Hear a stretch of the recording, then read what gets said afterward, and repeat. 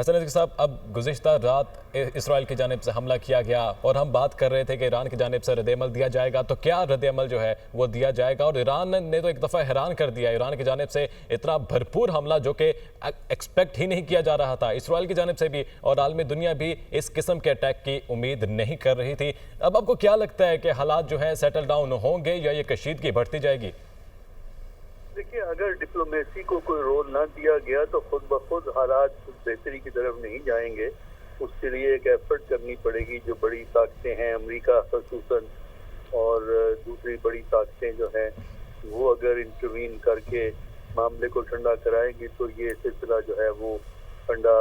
ہو سکے گا۔ ورنہ اگر ایران نے آج جو کارروائی کی ہے، اس کے بعد اسرائیل ایک اور کارروائی کر دے گا، اور اسرائیل کے پاس ٹیکنالوجی ایران سے زیادہ بہتر ہے، اور کم از کم انہوں نے جو پہلا حملہ کیا ہے اس سے بہت سی چیزیں عیاں ہوئی ہیں کہ کیا کمی تھی ایران کے پاس، جس کی وجہ سے انہیں کافی حد تک کچھ معاملات میں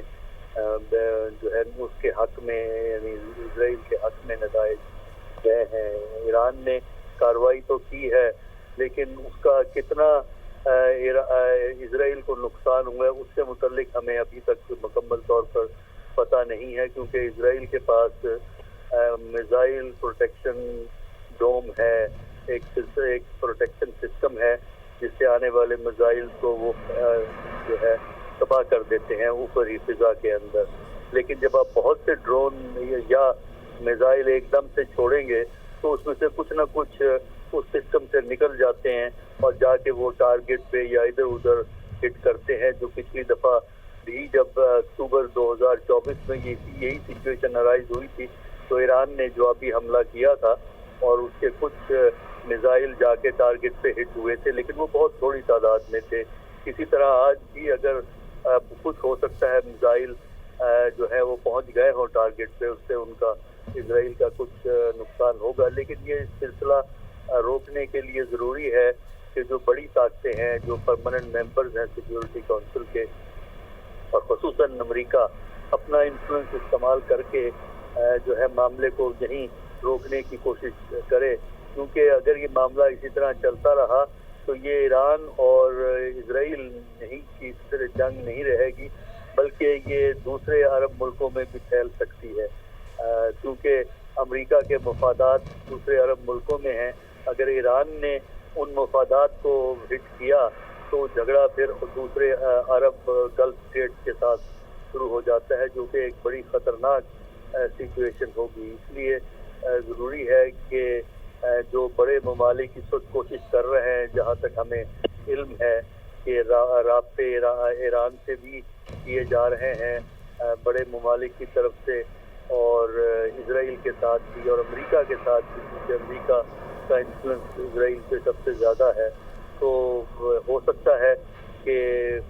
کل شام تک معاملے کچھ سنبھل جائیں۔ فی الحال صورتحال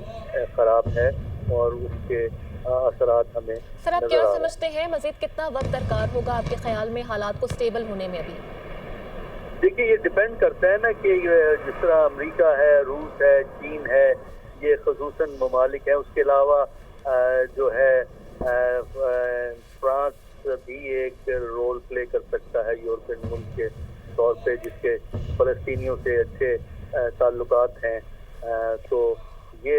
ممالک اگر مل کے کوشش کریں امریکہ کے ساتھ